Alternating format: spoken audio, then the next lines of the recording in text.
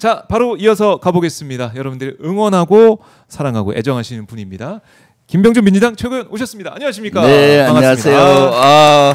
네, 자, 힘이 납니다. 예.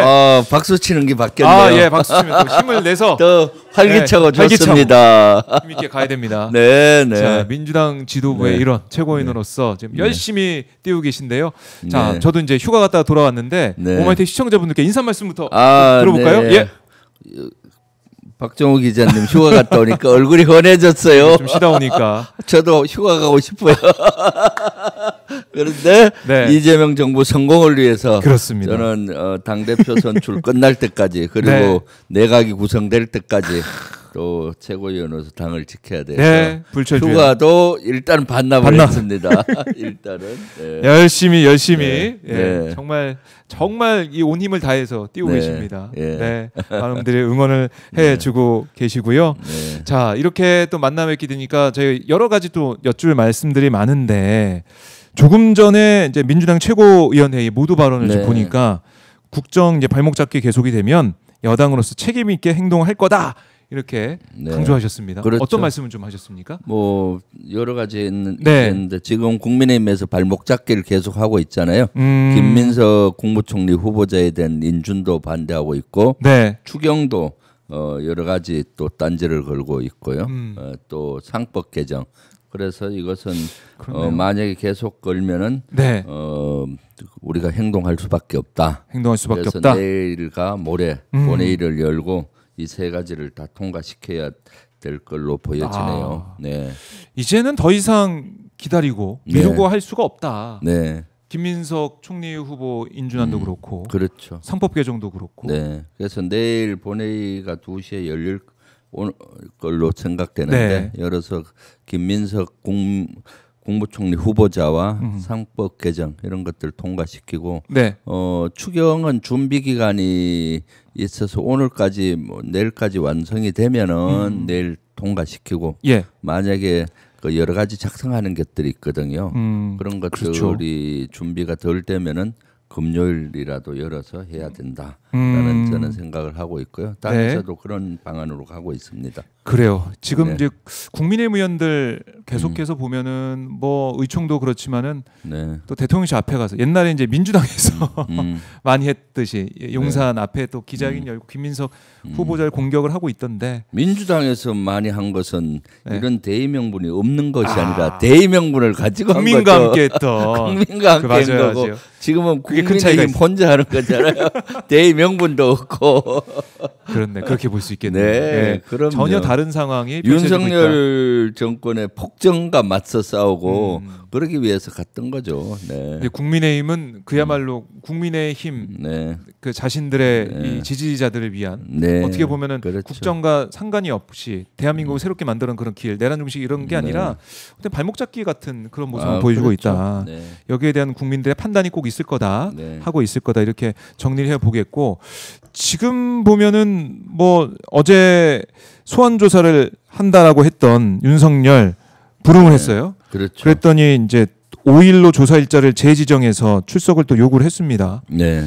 뭐 이제 아마 또 불응하게 되면은 여러 가지 네. 체포영장 청구나 이런 것까지 있을 것 같은데 그렇죠. 구속영장 청구나 네. 이런 조치를 해야 해야 되겠죠. 된다. 사실 특검은 기간이 정해져 있잖아요. 90일 플러스 알파거든요. 네. 그러니까 윤석열 내란 수계 같은 경우 어떻게든 꼼수를 써서 미루고 이렇게 하려고 하는 것 같아요. 또 들어가는 방법도 다르게 하고 뭐 등등. 또 이번 내란 특검이 첫 특검이잖아요. 그렇죠. 앞으로 세 개 특검이 동시에 시행되지만은 내란 특검이 좀 더 발빠르게 가고 있는데 여기서 하는 방식이 그대로 최혜병 특검이나 또 김건희 특검 방안도 똑같이 갈 거 아니에요. 그래서 여기서 주도권 싸움을 하고 뭐 이렇게 하는 것 같아요. 너무 네. 찌질한 모습을 보여주고 있죠. 너무 찌질한 모습을 네, 보여주고 있다. 네, 네. 그러니까 좀 10시에 또 나가게 해달라 이런 요구도 하더라고요. 네. 9시에 오라고 하니까. 그러니까 1시간 차이가 이렇게 한 시간 문제가 되나요? 저녁에 술 먹고 늦잠 자는 사람에게는 한 시간이 중요할지 모르겠어요. 그거밖에 더 되나요? 뭐 9시에 하든 10시에 하든 무슨 차이가 있어요? 저는 맨날 몇 시에 아침에 일어나세요? 6시경에 출근을 해서 집에서 출발해서 사무실 오면 7시 정도 아이고. 되거든요. 예. 정식도 국회는 9시지만은 차 밀리는 걸 고려해서 일찍 오는 경우가 많아요. 네네. 7시에 출발하면은 1시간 반, 2시간 걸릴 수가 있거든요. 업무가 안 되니까. 네. 의정 활동이 안 되니까. 대다수가 그렇게 우리 삶을 살고 계시잖아요. 저뿐만 아니라 우리 국민들도 일찍 차 밀리는 거 고려해서 일찍 가기도 하고 업무도 일찍 시작하시기도 하고 장사 준비도 일찍 하고 하는데 9시면 10시. 정상적으로 공무원이 업무를 수행하는 시간인데 10시로 미뤄달라. 아유 참. 참 그걸 보면서 우리 국민들이 혀를 이제 차고 있습니다. 네, 자, 이제 저희가 이제 현장 최혜병 특검 현장 지금 보고 있는데요. 브리핑이 있다고 해서 의원님 잠깐 보고 올까요? 그렇죠. 잠깐 보고 저희가 돌아오도록 하겠습니다. 함께 가보시죠. 아침부터 고생 많으십니다. 저희 오늘 수사 개시했고요. 아시는 것처럼 오후 2시에 임성근 전 사단장 조사도 예정돼 있습니다. 그래서 수사 개시를 했기 때문에 이제 기자님들한테 간략하게 저희 조금 진행 상황을 좀 공유 드리려고 브리핑을 마련했습니다. 그리고 아마도 저희가 지금 상시적으로 기자실을 두기는 좀 어려운 상황이기는 이제 해서 그래도 별 내용이 없더라도 이제 매일 이제 브리핑은 진행하는 방향으로 일단 결정을 해서 특별히 내용이 없더라도 아무튼 좀 그렇게 말씀을 이제 매일 이 시간에 좀 드리려고 합니다. 그래서 오늘 조금 말씀드릴 거는 이제 저희 수사가 이제 개시됐고 그래서 이제 수사팀 구성이 이제 어느 정도 좀 나왔습니다. 그래서 지금 순직해병 수사 방해 및 사건 은폐 등의 이 진상 규명을 위한 특검법에 보면 이 저희 사건 수사 대상 사건들이 열거되어 있고 그 사건들이 사실은 다른 특검과는 조금 다르게 사실은 큰 줄기에서 한 사건이기는 합니다만 그래도 저희가 조금 수사 인력들 이제 조금 협업이나 이런 것들이 좀 분업이 좀 필요해가지고 팀을 좀 나눠봤습니다. 그래서 일단 1팀에서는 그 최수근 해병 사망 사건 그리고 해병대원 그 상해 사건, 그러니까 업무상 과실치사 치상 사건을 이제 맡습니다. 1팀에서 그렇게 하고요. 그 다음에 이제 2팀에서는 구명 로비 의혹 및 이제 호주 대사 임명 과정 불법행위 이 부분을 맡기로 했습니다. 그러니까 말씀드리면 이제 최수근 해병 사망 사건과 관련해서 이종호 등이 이 김건희 등에게 임성근의 구명을 부탁한 불법 로비 의혹 사건 요게 있고 그 다음에 이종섭 전 국방부 장관 호주대사 임명, 출국, 귀국, 사임 과정에서의 불법행위 및 이와 관련한 대통령실 등의 직무유기, 직권남용 등 사건 이 부분을 이제 2팀에서 맡는 것으로 정했고요. 3팀에서는 대통령실 등의 이제 직권남용 수사를 맡습니다. 그러니까 최수근 해병 사망 사건에 대한 대통령실 등의 은폐, 회유 등 직무유기, 직권남용 및 공수처 수사 외압 의혹과 관련한 불법행위 사건 이 부분을 3팀에서 이제 맡기로 했습니다.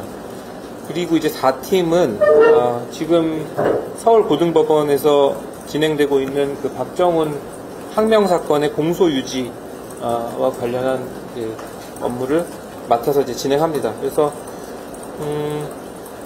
1팀과 2팀은 그 김성원 부장검사가 총괄하고 3팀, 그러니까 대통령실 등의 직권남용 이 부분 수사는 천대원 부장검사가 총괄합니다. 그리고 4팀은 그 신강재 부장군검사가 이 박정훈 대령 그 항소심 공소유지 부분은 총괄합니다. 근데 저희가 그렇게 되어 있고 뭐 경찰이나 이제 군 검사 등 이제 수사 인력들은 이제 조금 요 관련 해당 사건들 이제 수사에 이제 조금 유기적으로 좀 결합해가지고 진행을 할 예정입니다. 그래서 1팀은 오늘 아시는 것처럼 그 임성근 전 사단장 조사가 있습니다. 이제 이 부분을 이제 진행을 할 거고 2팀, 3팀은 지금 이제 기록들이 다 왔기 때문에 기록들을 이제 분석하고 여러 가지 수사 진행 방향에 대한 검토를 할 계획으로 있습니다. 4팀도 마찬가지고요. 네, 대략적으로 지금 수사팀 구성은 이제 그렇게 정리가 좀 된 상황입니다. 오늘 아마 저 임성근 사단장 관련해가지고 질문이 이제 많으실 것 같기는 한데 기자님들 잘 아시는 것처럼 저희 이제 그 특검법에서 언론 브리핑을 실시할 수 있는 내용은 피의 사실 외의 수사 과정으로 되어 있습니다. 그래서 이제 직접적인 피의 사실과 관련한 내용을 저희가 이렇게 구체적으로 말씀드리기는 어렵다는 점을 잘 아실 거라고 제 생각을 이제 하고요. 그래서 오늘 이제 오후 2시에 조사가 예정돼 있고 아마 한 1시 40분 정도에 저희 특검 사무실로 임성근 전 사단장이 이제 출석할 것으로. 네, 지금 최혜병 특검, 이 정민영 특검보가 브리핑을 하고 있는데요. 이 구성 관련해서 얘기를 하고 매일매일 이 시간에 브리핑을 하겠다라는 얘기도 좀 하고 있습니다.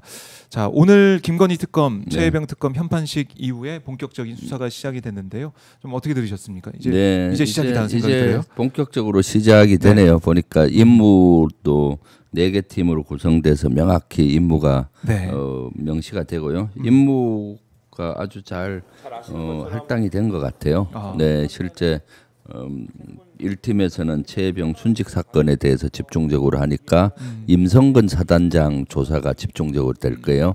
임성근 사단장이 왜 구명조끼도 없이 물에 들어가게 했는지 뭐 이런 의혹이 있었잖아요. 그렇습니다. 그런 조사에서부터 최혜병 순직한 진실이 낱낱이 밝혀지리라고 보고 있고요. 오늘부터 아마 그래서 임성근 사단장을 먼저 부르는 것 같아요. 그래서 이 부분은 사실 제가 봤을 때 박정훈 전 수사단장이 초동 수사를 했잖아요. 그래서 8명을 과실치사 혐의로 해서 경찰청에 넘기려고 했던데 그 초동 수사 기록이 가장 저는 잘 했을 거라고 믿어요. 그래서 그런 것들을 잘 참고로 해서 하면은 될 것 같고요. 이 팀은 이거의 하살은 사실은 김건희 여사에게 향해 있잖아요. 임성근 사단장이 구명 로비를 관계된 것 집중적으로 그래서 이종호와 과연 김건희와의 관계, 이종호가 어떤 역할을 했느냐 뭐 이런 것들 하고 그 다음에 이종섭을 도주시키려고 했었잖아요. 호주 대사로 그런 것까지 그것도 다 이걸 사건을 은폐 축소시키기 위해서 그 키맨을 딱 호주로 도주시키려고 한 걸로 보이지 않습니까? 그것까지 강범위하게 한다고 하니까 아주 다행으로 보여지고요. 네. 3팀이 이제 제일 핵심인 것 같아요. 3팀. 대통령실에서의 여러 가지 일을 조사한다고 하니까 예를 들어서 경로설, 그다음에 대통령 번호 뭐 이런 거부터 해서 뭐 주진우 의원도 사실은 의혹을 지금 받고 있는 거고 주진우도 그렇고요. 국민의힘 현재 의원 하고 있는 모 의원도 전화는 그때 하고 했으니까 또 국민의힘 의원들도 이 당시 전화를 몇 분은 한 걸로 나오잖아요. 그래서 그런 것까지 조사를 해야 된다고 보여지고 4팀이 제일 쉬울 것 같아요. 4팀은 뭐 박정훈 대령에 대한 공소유지인데 이거는 뭐 항소 취소시키면 되잖아요. 그렇죠. 이걸 계속 재판할 이유가 없는 건데. 그러니까 박정훈 대령은 1심에서 무죄가 났습니다. 그래서 군검찰에서 항소를 했잖아요. 그러니까 항소 취소만 하면 되는 거거든요. 그래서 불법적인 지시에 따르지 않는 것은 항명이 아니다. 그런 식으로 얘기를 했지 않습니까? 특검에서도. 그러니까 4팀은 조금 수사가 빨리 될 것 같아요. 꿀보직인가 이른바? 아니요, 그런 게 아니에요. 그러면서 전반적인 걸 또 지원을 하겠죠. 네네. 그렇게 하나하나 분석을 해주셨습니다. 김병주 최고위원께서 이제 분석해 주시니까 이런 역할을 하는 팀이구나 이렇게 분류가 됐구나 이렇게 잘 알 수가 있습니다. 자, 이렇게 특검이 시작된 날 김병주 최고위원과 함께하고 있는데요. 윤석열 뭐 정말 9시에 안 나오고 10시에 나올지 9시에 안 나오면 이거 진짜 지각이잖아요. 그렇죠. 이게 수사받는 조사받는 사람이 이게 지각하고 뭐 안 나가고 내가 가고 싶은 시간에 나간다라는 것 자체가 상식적으로 이해가 안 되기 때문에 아까 댓글 보니까 우리 집 아이들 어린이집 가려고 8시에 간다 뭐 이런 말씀도 하시고 그렇지. 어린이집이나 초등학생도 유치원생도 다 9시에 전엔 가요. 대부분 다. 가죠. 예. 그리고 요새는 부모님들이 또 그 맞벌이에서 출근해야 되니까. 출근하니까 그 전에 어린이집이든 데려다 주고 하지 않습니까? 네. 끝까지 이런다라는 생각이 들어요. 그러니까요. 자, 특검의 상황 계속해서 저희가 주시를 해보겠고요. 한덕수 지금 전 총리 같은 경우는 출석 오늘 10시에 했는데 아무 말도 안 하고 또 들어갔다고 하더라고요. 10시에 소환되고 했습니다. 있던데. 내란 특검에서 한덕수 총리 같은 경우는 국무회의 전후, 국무회의 전과 국무회의 과정 후 이런 것들을 명백히 수사해야 된다고 봐요. 그래서 국무회의 전에 이것을 내란에 대해서 알았느냐 몰랐느냐 거기에 따른 조치를 뭐 했느냐 그걸 봐야 되고 국무회의는 왜 하게 됐느냐 거기에서의 한덕수 국무총리의 역할은 뭐냐 그런 것들을 세부적으로 봐야 된다고 보여지고요. CCTV라든가 이런 건 확보했다고 하지 않습니까? 그다음 국무회의 이후에도 뭐 국무회의에 관계된 이것들을 문서가 안 돼 있어서 나중에 만들어서 결제를 했다가 나중에 이거는 문제될 것 같아서 폐기하고 이런 과정들 그런 걸로 봐서는 한덕수도 내란에 아주 깊이 관여가 돼 있다라고 보여지잖아요. 그래서 그리고 국무회의에 참가했던 국무위원들 또 무슨 역할을 했는지 낱낱이 밝혀야 되겠죠. 그래서 이제 캘린더님께서 이런 댓글 주셨어요. 한덕수가 대선 나오려고 난리친 이유가 그거다. 이렇게 그야말로 내란과 이제 함께하는 모습을 전후 과정에서 보인 게 찔렸기 때문에 나온 게 아니냐 이런 말씀을 이제 댓글로 하시는 것 같은데 철저한 수사가 있을 겁니다. 자, 이제 한덕수 오늘 모습인 것 같은데요. 이렇게 오랜만에 보니까 또 새롭네요. 넥타이 색깔은 또 약간 하늘색, 민트색. 민초 좋아하시는 거 아닌 것 같은데 민트색 민트색 넥타이를 하고 지금 내란 특검 조사받으러 가고 있습니다.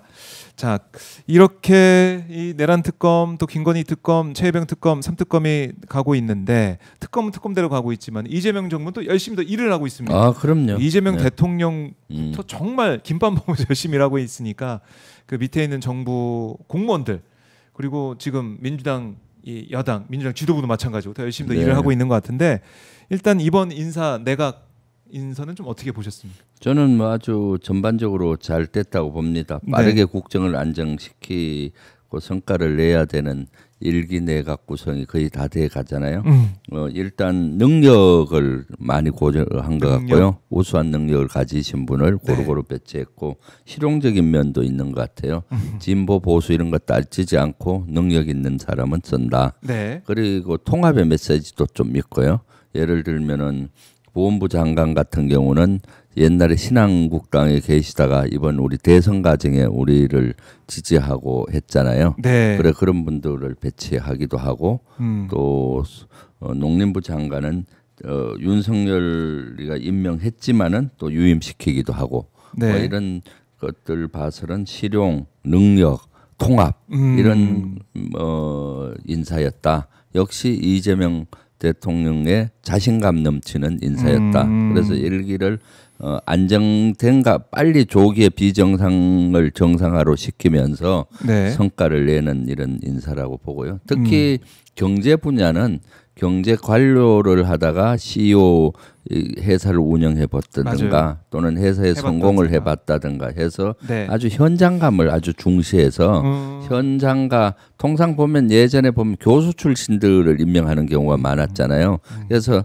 이론과 실제의 갭이 있는 경우가 있었는데 지금은 이론과 실제의 갭을 줄이면서도 추진력을 또 많이 본 것 같아요. 그래서 아주 이재명 대통령답다 아주 잘 했다고 봅니다.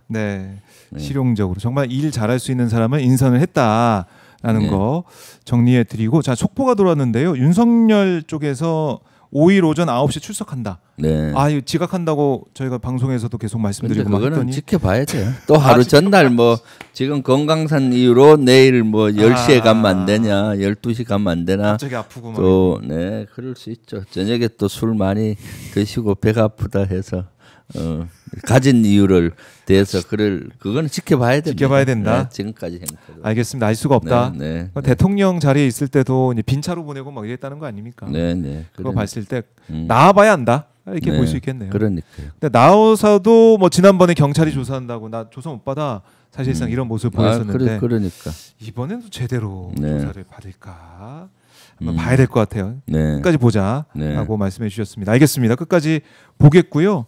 이제 국민의힘은 이 내각 인선에 대해서 뭐 비판도 하고 있지만 특히 김민석 총리 네. 인준 안 해준다는 얘기를 하고 있는데요. 네. 뭐 국민청문회도 하고. 그러니까 어떻게 보셨어요? 무슨 청문회가 끝나고 무슨 국민청문회예요?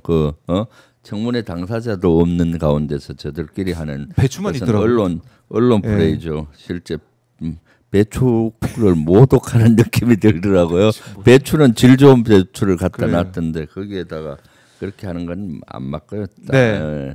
그래서 지금 김민석 국무총리 후보자는 청문회 과정을 거치면서 국민들께서 장관 국무총리로서 합당하다라고 이미 여론이 그 가반을 넘고 있잖아요. 그렇네요. 그렇기 때문에 국민의 목소리가. 네, 이미 국민들께서는 국무총리로 인정을 했다. 그렇기 때문에 국민의힘에서는 딴지 걸지 말고 빨리 내각이 구성돼야 되잖아요. 국무총리부터 빨리 네. 인준에 협조를 해서 보기 좋게 본회의를 인준이 됐으면 좋겠어요. 본회의를 통과해서. 아니 근데 지난번에 한덕수 네. 총리 인준할 때는 네. 민주당이 협조했죠. 네, 그때 대승적으로. 한덕수 청문회 때는 문제가 얼마나 많았어요. 그럼에도 불구하고 대승적인 측면에서 협조를 해줬죠. 네. 그래서 국무총리를 했는데 지금 한덕수는 엄청 후회할 거예요. 그때 민주당이 해주지 말았어야지. 지금 결과론적으로 네. 본인이 잘했으면 됐지. 내란 네. 의혹 혐의로 조사를 받는 상황이고 네. 뭐 기소될 가능성도 있으니까 네. 재판받을 네. 가능성도 있으니까 당연하죠. 네. 네. 네, 이거는 피할 수 없는 네. 상황인데 그렇네요. 돌이켜 보면은 내가 왜 총리한다 그랬지? 네. 민주당이 왜 해줘서 그랬지? 막 이런 생각할 수도 있고 모르겠습니다. 자, 김민석 후보 총리 인준은 빨리 해서 캘린더님이 또 의견 주셨는데 총리 빨리 시켜요. 대통령 일 좀 줄이게. 그러니까요. 맞아요. 이런 말씀도 하고 계시네요. 총리가 빨리 돼야 대통령님도 진짜 업무를 좀 분장해서 내각에 좀 위임할 건 하시고. 그렇네요. 그렇잖아요. 또 김민석 국무총리 후보자는 누구보다도 이재명 대통령과 손발을 잘 맞춰서 또 국정 철학을 누구보다 잘 이해하고 계시니까 준비해 왔으니까 네. 김민석 국무총리로 인준되고 임명 딱 되면은 아주 임무 분장도 잘 될 것 같아요. 그래요. 좀 일하는 모습도 보고 싶다. 네, 이렇게 네. 말씀을 많이 해주고 계시고 뭐 국민의힘에서 아까도 언급 제가 드린 것처럼 뭐 용사 앞에서 가서 뭐 그러고도 있는데 네. 나경원 국민의힘 의원이 국회 로텐도홀에서 농성을 하고 있는데 좀 처음 들어봅니다. 숙식 농성을 하고 있다고 합니다. 그러니까요. 혹시 뭐 보셨어요, 의원님? 네, 제가 찾아갔을 때는 항상 비어 있더라고요. 거기 보좌진 한 명 앉아 있고 뭐 비어 있고 이렇게 물론 뭐 어디 갔는지 이유는 있겠지만은 이 캠핑은 국민의 민의가 반영되지 않은 거죠. 절박함도 없고요. 사실 로텐돌에 들어가면 되게 시원해요. 시원하고 거기 보니까 선풍기는 저 뒤에 시원하니까 저 뒤에 놔뒀더라고요. 그래서 실제 뭐라고 할까 지금 대의 명분도 안 맞고 농성에 대의 명분이 안 맞잖아요. 지금 국민을 바라보면은 빨리 민생 법안들, 민생 추경들 김민석 후보자 임명하고 해야 되는데 명분이 일단 안 맞고 명분이 안 맞다. 방법도 안 맞죠. 농성이라고 하면 절박해야 되잖아요. 그렇죠. 절박해야 되는데 에어컨 켜져 있는 시원한 노텐도홀에 물론 뭐 또 휴일날은 에어컨 안 틀어줬다고 불평을 하던데 그래서 바캉스 아니라고 가니까 한쪽에 텐트 쳐놓고 뭐 그것도 오토김밥. 네. 네. 좀 보니까 네. 자세히 보면요, 네. 이게 밥이 적게 들어가고 계란이죠, 저게 가운데가. 네. 저 비싸죠. 저는 맨날 이렇게 말려 있는 김밥 아마 8-9천 원 할 것 같은데 저 정도면. 네, 그러니까 정확히 모르겠지만 확인을 또 해봐야 될 것 같은데. 그러니까 저것은 국민을 바라보고 네. 한다기보다는 본인 정치를 하고 있는 자기 거 정치. 아닌가? 자기 정치. 왜냐하면 국민의힘도 당대표 선거가 곧 있잖아요. 네. 그러니까 당대표 후보자 중에 하나 군으로 나가려고? 지금 계속 아마 그 얘기가 돌고 있지 않습니까? 네. 그러니까 저 앉아 있으면 많은 분들 오시니까 지지자들하고 보여주기식 그런 것들이 아닌가 싶어요. 그러니까 국민의힘 내에서도 비판 소리가 많죠. 절박함이 없다. 그런 거잖아. 지금 생각해 보십시오. 우리 그 윤석열 탄핵을 시키기 위해서 엄동설안에 그 광화문 거리에서 진짜 차디탄 아스팔트 위에 앉아서 했잖아요. 키세스 연합군이라고 그리고 키세스 연합군은 그 눈이 오는데 밤새워 하고 그 절박함이 있는데 지금 그렇죠. 이렇게 하고 있는 거죠. 네. 그래서 아마 여기에 대해서는 뭐 국민의힘 내부에서까지 비판이 있다 보니까 네. 이런 국민들의 여론은 점점 나빠지고 있다. 네. 이 모습 자체에 분노하고 있는 분들이 많다. 그래서 SNS는 뭐 웰빙 캠핑이 아니다. 왜냐면 에어컨이 나오니까 캠핑장 가면 에어컨 없잖아요. 에어컨 없죠. 그래서 웰빙 글램핑이다 라는 얘기가 SNS에 많이 나와요. 글램핑이다. 글램핑. 에어컨이 나오는 예. 캠핑 가면은 텐트 그쵸, 치고 에어컨 없잖아요. 그래서 정확한 용어가 웰빙 캠핑이 아니다. SNS 상에 막 나오는 것들이요. 제가 보니까 웰빙 글램핑이다라는 평가가 줄을 잇고 있는데 그건 맞는 것 같아요. 그렇네. 네, 웰빙 캠핑보다는 글램핑이 맞는 표현 같네요. 네. 자, 이거 비판. 그러니까 지난번에 드럼통에 들어갔던 나경원 지금 텐트 치고 그 앞에서 사진 찍고 있는 그 모습. 그렇죠. 너무 극과 극이에요 보니까. 네. 드럼통과 텐트 극과 극을 가고 있다. 네. 일단 본인이 뭐 주목받는 거는 성공한 것 같아요. 국민들이 웃든 말든 어떤 반응 뭐 비판의 목소리가 크지만 어쨌든 계속 나경원 검색이 되고 하니까 뉴스가 나오니까 알겠습니다. 이게 뭐 나경원 의원의 정치 인생에 어떤 도움이 될지 모르겠는데 어쨌든 국민들이 뭐 당권도 좀 모르겠어요. 할 수 있죠. 할 수 있는데 그거보다 빨리 재판을 받았으면 좋겠다. 아 그렇죠. 이른바 이제 빠루 재판. 사실 제가 어저께 한번 그 로텐도레 어떻게 하고 있나 가봤는데 갈 때 우리 비서관 한 분이 그러더라고요. 뭐라고? 의원님 빠루를 갖고 가셔야 되는데. 센스가 있으시네요. 네, 비서진이. 의원실. 근데 차마 빠루를 갖고 가지 못했는데 가니까 자리가 비었더라고요. 그러니까 그게 이제 국민들의 목소리인 것 같아요. 그 자체가. 그러니까 그때의 일은 왜 아직까지 재판이 제대로 진행되지 않고 있느냐. 몇 년이 흘렀는데 5-6년이 흘렀는데 그러니까. 거기에 대한 따끔한 그 민심이 반영이 되고 있다는 생각이 들어요. 그래서 빠루 갖고 가서 저 나경원 의원 드리라고 그러면 기자들이 거기 있으니까 또 그 핫디지가 될 거라고 하던데 차마 그럴 수는 없었죠. 네. 그래요. 참 한숨이 나오는 그 현장입니다. 현장이고 반재님이 정치 참 구질구질하게 한다 이렇게도 뭐 비판을 하고 계세요. 이렇게 지적을 하고 있습니다. 자 여기에 대한 민심을 바로 알아야 된다라는 거고요. 자 지난해 이제 10월에 이어서 11월에도 우리 군이 북한에 무인기를 보냈다는 군 내부 관계자들의 진술이 나왔습니다. 충격적이었거든요. 충격적이었죠. 이거 무인기를 이렇게 보란 듯이 보낸 거 아니겠습니까? 북한이 반응하길 바라면서. 북한의 도발을 유도한 거죠. 사실은 저게 북한의 가장 그 심장에다 칼을 들어댄 거랑 같지 않습니까? 목이나 심장에. 왜냐하면은 북한의 중심이 평양이고 그 중에서도 평양에 무인기를 보낸 것만이 아니라 전단을 뿌렸잖아요. 맞아요. 그리고 전단 내용은 북한 입장에선 최악이죠. 북한 주민들이 얘기하는 최고존엄 김정은을 비난하는 전단이었잖아요. 그 정도 되면 예전 같으면은 바로 북한 군부에서는 자신들의 충성을 보여줘야 되니까 우리 대한민국을 향해서 도발을 했어요. 실제 그걸 만약에 안 하면 숙청당했을 거예요. 네. 보통 때 같은 그 정도면은 예. 그러면은 완전히 국지전이 일어나고 날게 되는 것이고요. 그럼 우리는 더 대응하고 맞대응하다 보면 국지전이 일어나는데 그때 우리가 천운이었다고 봐요. 국제정세가 북한이 수사적 위협만 하고 대응을 실질적인 군사 도발은 하지 않은 거죠. 네. 왜냐하면 그때가 우크라이나 러시아 전쟁을 하고 있는데 러시아가 탄약 실탄 이런 것들이 부족해서 북한에서는 무기를 많이 러시아에 수출했고 더 중요한 건 파병을 준비하고 있었어요. 네. 만여 명의 파병을 준비하고 있었기 때문에 그것은 북한은 2개 전선을 유지할 수가 없잖아요. 네. 그래서 이러한 거에 대해서는 수사적으로 이렇게 나온 거고 우리의 한반도 내에서는 러시아에 집중을 하다 보니까 실제 군사 도발을 하지 않았던 것이 천만다행이었죠.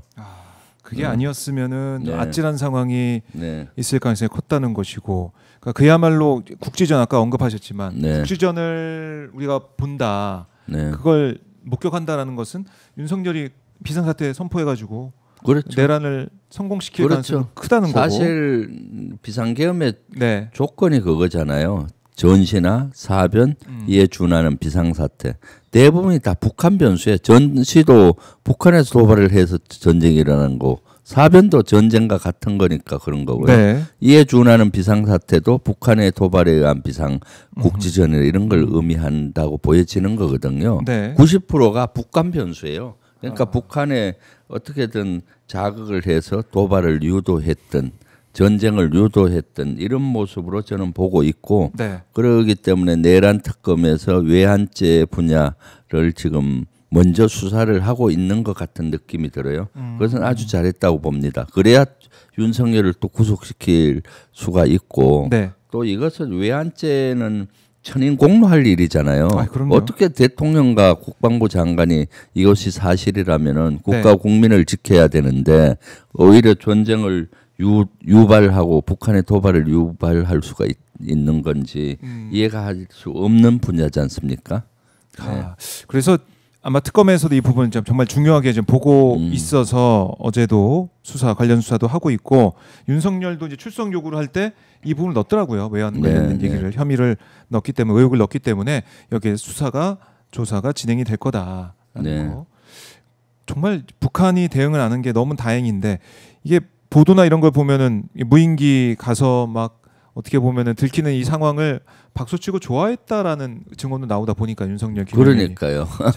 이해할 수 없습니다. 이해할 수가 없죠. 통상 무인기를 보냈는데 평양에서 발끈했잖아요. 네. 평양에 우리 무인기 한 대 떨어지고 뭐 이렇게 해서 발끈하니까 실제 윤석열과 김용현이가 좋아서 박수쳤다라는 어떤 증언들이 있었다라고 지금 나오고 있잖아요. 네. 그런 걸 조사해야 되는 거죠. 사실 북한에서 발끈하면은 정상적인 사람이라면은 걱정하잖아요. 북한 도발하면 어떡하지 하고 국민들 생명과 국민들의 그 목숨을 지켜내야 되는데 네. 그렇게 우려하고 걱정해야 되는데 좋아했다라는 것이 사실이라면은 이것은 진짜로 큰 문제 중에 문제죠. 야, 좋아했다는 것 자체가 정말 소름 끼친다라는 저는 뭐 개인적인 그런 생각도 드는데 그렇죠. 용납할 수 없는 그런 반응과 태도 아니겠습니까? 국민들은 안중에도 없고 본인들의 정권 유지와 앞으로 장기 집권 이런 데만 관심이 있지 않았나 싶어요. 네. 그리고 이제 11월에도 비상계엄 시도가 있었을 가능성 언급을 하셨었는데 네. 계엄 준비 정황이 현실화가 됐다면 당시 군 내부에서 어떤 지시나 움직임이 있었을 거다 이렇게 좀 보고 계세요? 그러니까요. 10월 달에 무인기는 북한에서 이렇게 발표를 했으니까 확인이 됐는데 11월에도 또 북한에 무인기를 보냈다 하잖아요. 네. 사실 비상계엄을 11월 달 또 한 번 하려고 했던 것 같아요. 왜냐하면 그때 청문회 때 제가 의혹을 제기하고 밝히라고 했던 것 중에 하나가 제보에 의하면은 HID 요원들을 선발을 하고 선발된 인원을 11월 달에 한 2주 대기를 시켰어요. 인원들은 휴가 보내지 마라. 대기시켜라 해서 대기를 했고 일정 기간이 지나서 이제 없었던 걸로 해라. 이렇게 해서 푸른 걸로 봐서는 비상계엄을 그때도 준비하다가 여건이나 조건이 안 맞아서 그렇게 하지 않았나 싶습니다. 그래서 이런 것들을 이렇게 명확히 좀 밝혀야 되는 거죠. 네네. 이 외환 관련된 부분은 계속해서 들여다봐야 되고 네. 이게 우리가 미처 알지 못한 부분들이 있기 때문에 그렇죠. 내란 특검이 진행되면서 아마 브리핑을 통해서 수사 상황도 우리가 알 수 있는 기회가 있을 텐데 이거는 끝까지 파헤쳐야 된다. 네. 다시 한번 강조를 드리겠습니다. 지금 특히 무인기 파트는 네. 수사를 하면은 밝혀질 수가 있을 것 같아요. 외환은 사실은 밝히기가 대단히 어려워요. 대통령과 윤석열과 김용현은 네. 북한의 도발을 유도하는 마음에 있지만 문서로 그걸 도발 유도해라 이렇게는 안 했을 거예요. 말로도 이제 북한의 오물풍선이 떨어지니까 이걸 강하게 대응해라. 네. 다시는 이렇게 못하도록 북한의 의지를 꺾을 정도로 간담이 서늘하게 한번 해봐라. 그래서 이렇게 하면은 군에서 밑에서는 그걸 믿고 하잖아요. 그렇죠. 그러기 때문에 밝히기가 사실 어려운데 수사를 하면은 저는 밝혀질 거라고 봐요. 왜냐하면은 전단지 만드는 과정, 전단지는 누구 지시로 만들었는지 평양에 떨어진 전단지 그렇네요. 어느 조직이 만들었고 언제부터 만들었는지 전단지 문구를 왜 그렇게 했는지 하고 그다음 무인기도 개조를 했잖아요. 네. 전단지를 뿌릴 수 있게 전단통을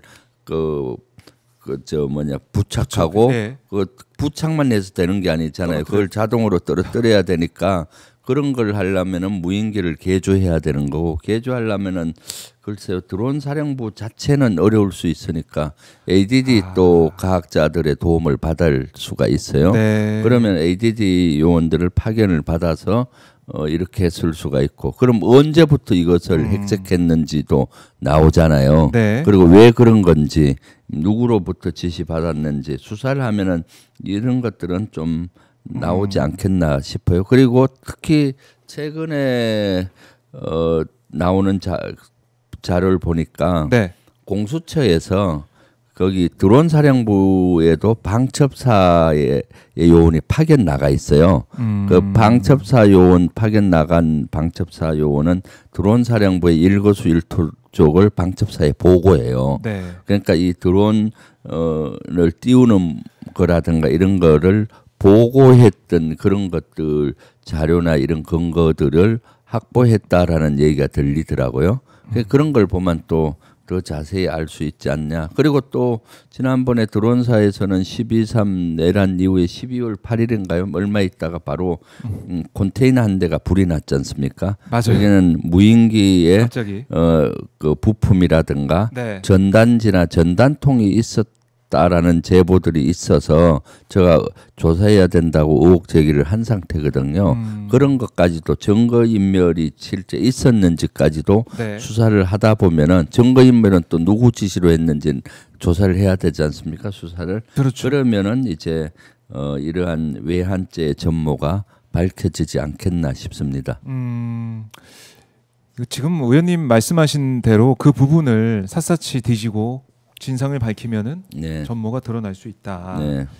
자, 고담승리님이 김병주 의원님 엄지척하고 또 응원을 네. 하고 계시고 김희영님이 무인기 보내고 도발을 유도했는데도 김정은이 공격 안 한 게 얼마나 다행인지요. 네, 그렇습니다. 이런 말씀을 또 하고 계십니다. 자, 이런 가운데 안철수 국민의힘 의원이 국민의힘의 혁신위원장을 맡았다는 소식이 좀 들어와 있네요. 네. 안철수 의원이 혁신위원장을 맡게 됐다. 사망 선고 직전 코마 상태 국민의힘을 살려낼 거다. 마지막 기회다. 이런 얘기를 좀 했다고 하는데 이건 좀 어떻게 보십니까? 안철수 의원이 뭐 그런 능력 있나요? 그런 거 맨날 맡아 갖고 성공한 개혁을 성공한 적이 있습니까? 그런 거 직책을 여러 번 맡는 것 같던데 뭐 근데 항상 성공하지 못했고 네. 그런 것 같아요. 송원석 원내대표는 당 개혁 최적임자다 이렇게 했는데 얼마나 많은 국민들이 또 공감을 표명하실지는 좀 지켜보죠. 지난번에 김용태 비대위원장이 끝날 때 네. 개혁 점수가 스스로 평가해서 빵점이라 했잖아요. 그것은 두 가지 의미죠. 네. 역시 국민의힘 내에서 기득권 세력들 또 국민의힘은 변하지 않는다. 그리고 비대위원장 김용태의 본인의 리더십도 빵점이다. 비대위원장님은 권한을 갖고 있잖아요. 그럼 잘해서 끌고 가야 되는데 네. 빵점이다라고 얘기했는데 안철수도 그거에 재판이 되지 않을까라는 생각을 저는 하고 있습니다. 네. 그러게 말입니다. 네. 자, 이제 친윤계 지도부가 이제 들어선 비대위가 들어선 국민의힘의 모습. 그러니까 국민의힘이 뭐 개혁 뭐 돼야 된다 뭐 이런 얘기 하시는 분도 많고 하지만 좀 중요한 네. 것은 네. 국정에 발목 잡고 뭐 삼법 개정에 네. 태클 걸거나 아니면 인사 문제 태클 걸거나 이런 게 아니라 이재명 정부 또 더 나아가서 이제 대한민국이 잘 될 수 있는 방향으로 갈 수 있는 그러니까요. 거기에 야당 역할을 얼마나 또 할 것이냐 네. 여기에 대한 국민들의 네. 관심이 크다 이렇게 보면 될 것 같습니다. 네. 저는 이번에 국민의힘 비대위가 구성된 걸 보고 깜짝 놀랐어요. 왜요? 아니 거기 인원들 면면을 보면은 대다수가 내란 동조와 탄핵 반대했던 인사들이잖아요. 네. 그러니까 지금 내란 청산해야 되는 것이 시대적인 과제인데 내란에 동조하고 탄핵을 반대한 인사로 비대위를 구성을 한 것은 네. 내란 동조 정당이란 걸 다시 한번 보여주는 거지 않습니까? 그런 가운데 뭐 안철수를 뭐 혁신위원장 이런 거 시킨들 혁신이 되겠습니까? 그러게 말입니다. 네, 네. 이제 바뀐 게 없다. 네, 바뀐 예. 게 없다. 네. 내란 정당의 비판을 받고 있는 그런 국민의힘이 전혀 개혁이나 변화의 모습을 보이지 않고 있다. 네, 그렇죠. 이렇게 생각을 해야겠네요. 참 국민의힘이 바뀌지 않는 한 뭐 결국에는 바뀌지 않고 발목 잡기 식으로 나온다고 하더라도 거기에 대해서 민주당이 뭐 여야 뭐 합의가 있어야 되니까 아무것도 못한다. 이건 또 아니지 않습니까? 그럼요. 국민의 뜻을 따라서 역할이 국민의 된다. 뜻을 따라서 해야죠. 제일 좋은 것은 여야가 잘 합의해서 하는 것이고요. 근데 우리가 노력을 했는데 거기에서 계속 발목 잡기를 하면은 네. 우리는 또 우리의 국민만 바라보고 가야 되는 거죠. 네. 그 길에 이제 민주당 특히 이제 민주당 지도부 또 그 일원으로서 김병주 최고위원께서 함께하고 계신데 지금 보면은 검찰과 이제 법원이 뭐 소극적인 태도를 보여가지고 관련자들이 줄줄이 석방이 되는 그런 모습들. 내란 특검에서도 뭐 이 외환죄도 수사하고 있고 국무회 수사도 하고 있고 막 한데 결국에는 관련자들 마음대로 활보하지 않게 만드는 것도 중요해요. 뭐 물론 조건부 석방 보석 뭐 이렇게 되고 있는 인사들이 있지만은 여기에 대해서 철저하게 대응해야 된다 이런 생각이 드네요. 네, 그렇죠. 박안수 전 계엄사령관하고 이진우 전 수방사령관은 조건부 석방이 된 것 같아요. 그 관련자와 접촉 금지한다 뭐 이런 조건을 달아서 보석이 되고 보석이 됐는데 그럼에도 불구하고 내란 특검이 발빠르게 하고 있다고 봐요. 김용련이나 예인영, 문상호 정보사령관 이런 사람은 구속영장을 다시 발부를 했고요. 그렇게 노력하고요. 노상원도 추가 기소하면서 구속영장 발부 요청을 했다고 하지 않습니까? 그래서 사실 거리에 보석이 되든 석방이 돼서 할바는 일 없이 구속된 상태에서 내란 주요 임무 종사자들도 해야 되는 거죠. 그래서 내란 특검이 이런 것들을 깊게 인식하고 지금 잘 하고 있는 것 같긴 한데 좀 더 적극성과 속도감을 좀 내줬으면 하는 바람이죠. 그러니까 조금이라도 틈을 주거나 방심하면 이게 잘못될 수도 있으니까 정말 사초를 쓰는 심정. 이게 조은석 특검이 얘기를 했던 그 발언인데 정말 모든 힘을 기울여 가지고 철저히 수사를 하고 이 관련자들이 활보하고 다니는 모습도 이것도 더 이상 이제 보기가 힘들다. 윤석열이 뭐 대표로 반바지 입고 다니고 긴 바지 입고 다니고 보리밥집 까고 뭐 이러고 있는데 이걸 계속 반복할 수는 없는 거 아니겠습니까? 그렇죠. 윤석열도 구속이 될 가능성이 크고 내란 특검에 그 편성되신 분들은 사초를 쓰는 심정 정도로는 안 되고 다시는 우리 대한민국의 역사에 내란이라는 거는 있어서는 안 되겠다라는 그런 절박한 심정으로 해야 된다고 봅니다. 절박한 심정. 국민들의 명령을 따라서 가는 그 심정으로 가야 된다. 그리고 오늘 뭐 민주당 아침 회의를 보니까 네. 심우정 총장에 대한 비판도 네. 많이 나왔던 것 같아요. 그렇죠. 네. 심우정 총장이 어떤 사람입니까, 실제? 네.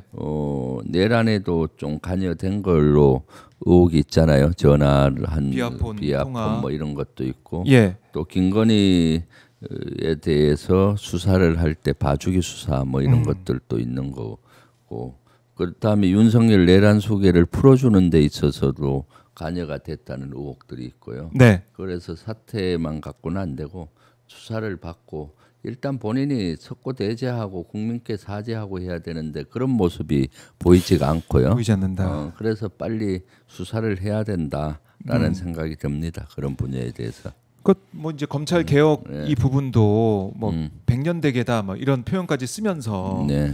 마치 민주당에서 검찰 개혁을 그냥 밀어붙이기 하는 것처럼 얘기를 하고 있는데, 그렇죠. 이건 국민들이 검찰 개혁이 필요하다고 외쳐왔고, 네. 민주당도 뭐 당장 하루 아침에 만들어서 하는 게 아니라 그동안 계속 시도해왔고 노력해온 거 아니겠습니까? 그럼요. 실제 검찰 개혁의 필요성은 저들이 사실 정치 검찰의 형태를 보였기 때문에 그런 거지 않습니까?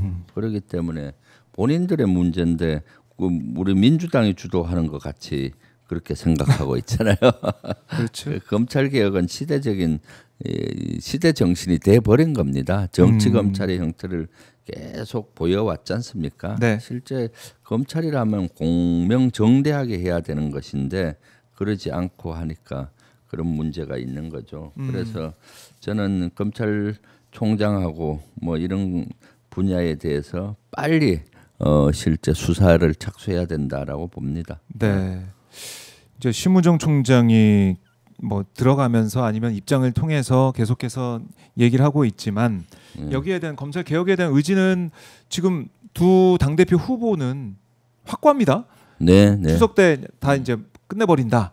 검찰 개혁 포함한 개혁 과제들 속전속결하겠다 이런 얘기를 하고 있어요. 네. 그러니까 그만큼 국민들이 아니 체감할 수 있는 뭔가 개혁이 또 필요하다 이런 생각도 들어요. 그렇죠. 내란 특검하고 3개 특검이 발빠르게 가면서 개혁도 발빠르게 가야 되는 거죠. 네. 정권 초기에 이런 것들을 개혁을 빨리 이루지 못하면은 어렵습니다. 그런 문재인 정부 때 그런 개혁을 검찰 개혁을 못한 것들은 좀 나중에 자꾸 미루고 그래서 그런 거거든요.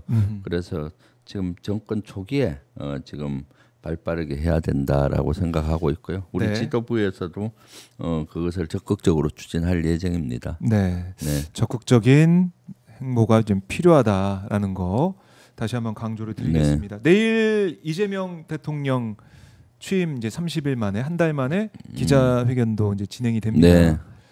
어떤 말씀은 좀 하실까요? 통상 이제 대통령은 취임한 지 100일 되면은 100일 기자회견 하는데 100일 기자회견. 이재명 대통령 30일 만에 이제 한 달 만에 하는데 네. 이재명 대통령께서는 한 달을 다른 대통령의 1년 같이 살아오셨어요.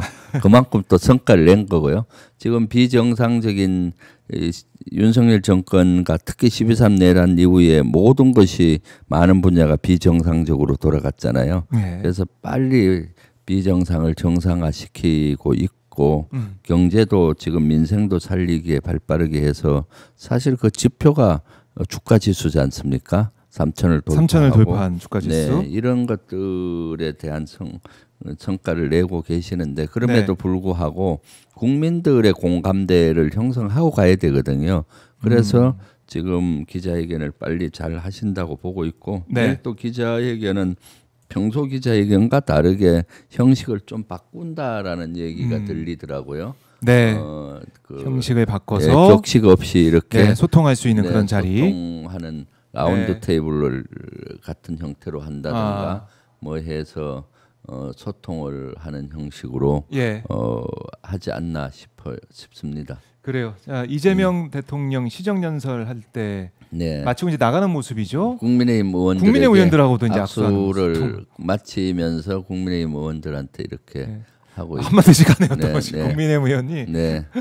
저런 것도 들어주잖아요. 그러게요. 윤석열 같으면은 입틀막하고 보낼 텐데 그 얘기해도 네. 끝까지 들어주잖아요. 임종덕 임종덕하고 지금 유영원하고 네. 아마 임종덕은 뭐 김민성 뭐 그런 얘기를 했을 것 같고 유영원 의원은 좀 온건한 의원이라서 그냥 축하 메시지를 한 것 같고, 네. 임묘한.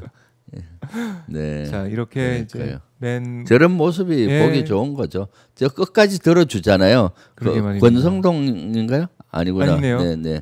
끝까지 저렇게 얘기하면 들어주고 하는데, 네.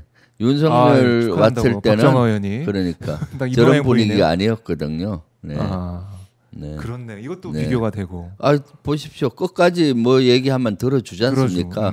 귀까지 갖다 대면서 이렇게 얘기를 들어주고요. 네. 저런 모습이 지도자의 모습이죠. 대통령 너무 멋있어요. 김성원. 네.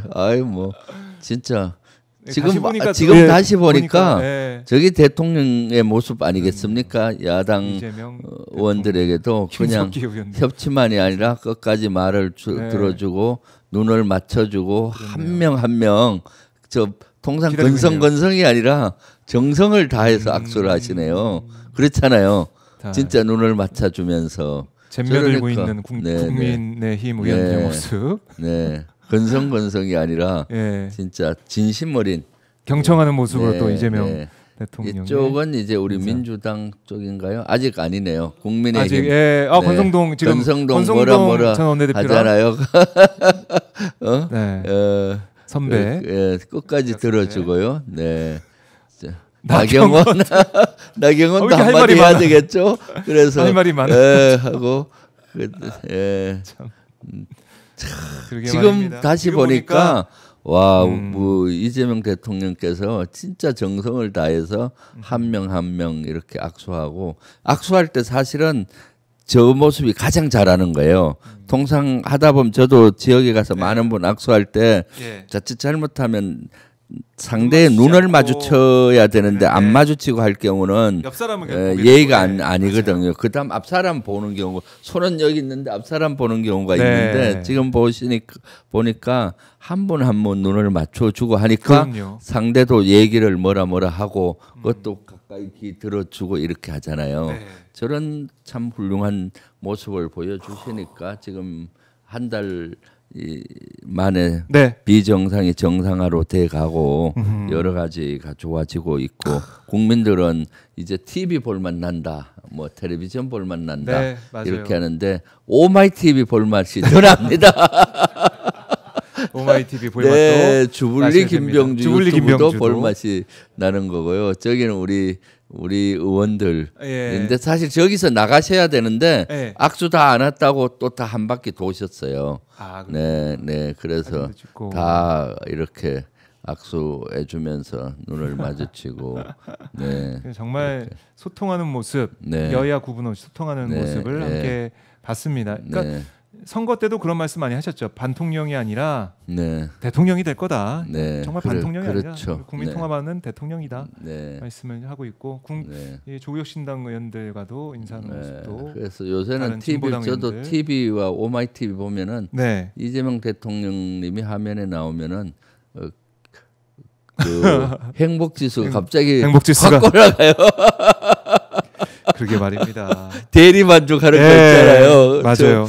대리만족이 되는 것 같아요. 그래서 행복지수가 확 올라가요. 확 올라간다. 아마 다들 공감하실 것 같아요.